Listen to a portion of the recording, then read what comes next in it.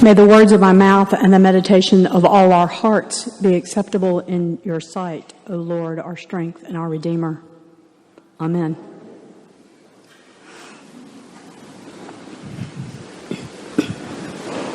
Well into my young adult years, my mama always had an elaborately decorated Christmas tree. It held ornaments from a blended family of 5 children and always took up a huge space in our rather modestly sized den. The tree always filled the house with a fragrant smell of evergreen, and since my parents had a wood-burning stove, that dry air caused the tree to start dropping needles the second it came through the front door. We have years and years of pictures of all of the kids in front of this tree, and it provided a tremendous amount of entertainment given the fact that we had a house full of cats. We enjoyed its beauty. It enriched our Christmas season. But the day after Christmas, it came to an end, because that is the day the Christmas tree came down. We would all be pressed into service, taking each ornament, putting it into its piece of tissue paper, placing it into its special box. We would strip the tree of the joyous memories of Christmases past, and soon the cat-loving, needle-dropping symbol of Christmas would be just a tree. My daddy would then drag it out to the pond that was in the backyard, put it in the boat, paddle out a bit, dump it over the side, transforming it into a habitat for the life in the pond. Just like that, Christmas was gone. But the Christmas hangover was still there. It still remained. I think a lot of us can probably relate to that today. A little relieved, a little let down, and left a wee bit wanting. Here we are on the first Sunday after Christmas. As Episcopalians, we all know that there are 12 days in Christmas. But as Americans, we have been inundated with Christmas beginning sometime around Halloween. That's just part of the way our culture works now.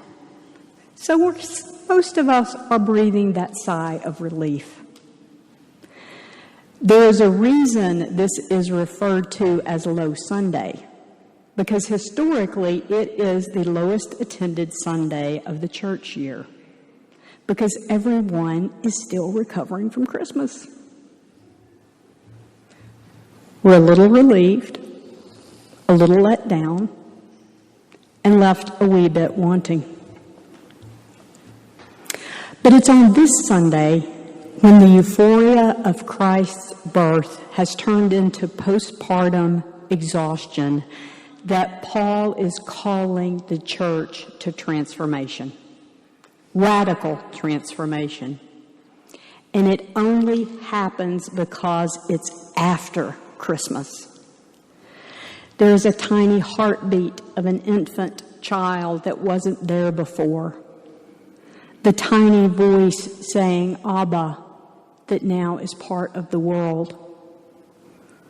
The birth of this child assures our birthright and transforms us into children and heirs of God.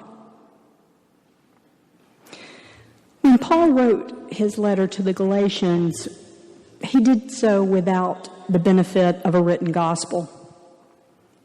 So we really don't know what birth narrative story he had.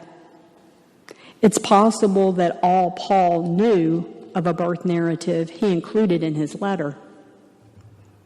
But when the fullness of time had come, God sent his Son, born of a woman, born under the law. That's all Paul needed. And And what a clear contrast to our overstimulated, overconsumed, over-indebted Western Christmas. By the first Sunday after Christmas, we have heard so much about Christmas. Maybe this Sunday is a Sunday to hear so little. Perhaps this is the day that we should just sit still and listen to the cries of God's newborn Son within each one of us.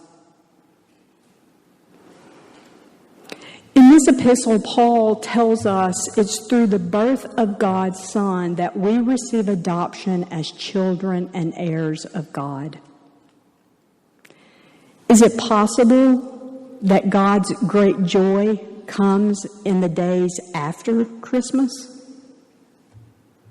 Is Christmas a signal of a renewed promise that God gives to us, that God will look after us, love us, and nurture us into our full potential? Just as this baby was transformed into his full potential, so can we be transformed into ours. But it takes practice, patience, the willingness to listen and to be still, waiting for the Spirit. God is a constant, and through the birth of God's Son has invited us to be children and heirs. We were transformed after Christmas. Paul's letter to the Galatians also leaves us with hope. We are told again of God's hope for all the world and reminded that our hope is in God. Wherever we are in our lives, it is because God is willing to adopt us. Wherever God is hoping that we will be able to break away from the chains that bind us and prevent us from living into the fullness of God's creation as God's children and heirs. It is especially at our low times that this message of hope and transformational birth must be proclaimed in our world. Low attendance is no excuse for low hope. Because hope is a gift from God. It's not an entitlement. And as children of God and heirs of God, it is our responsibility to spread that hope. I know what some of you are probably thinking. Spreading hope now? We're in the midst of an impeachment crisis. Our planet is dying. Civil discourse is hard to find. And I'm asking you to share the message of hope. Yes, I am.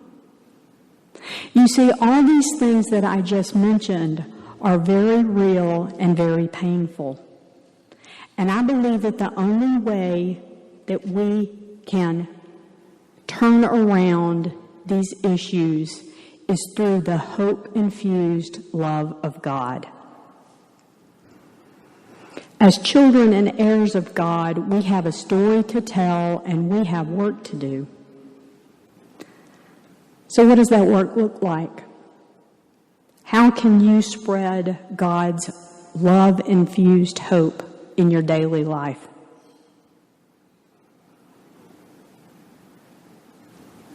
In our daily discourse, remember that people act out when they're in pain. I have a friend who would remind me whenever someone would say something particularly sharp or particularly hateful, she would ask herself, I wonder what pain they're carrying around. And when we stop to consider that gives us space to respond in love when we encounter that.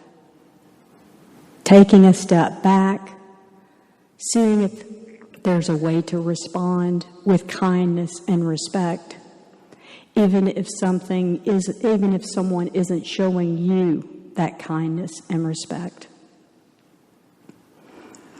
When you find yourself saying, I wish someone would ... Be that someone. Be that person who steps up, takes the risks, does something radical that shows God's love and hope to the world.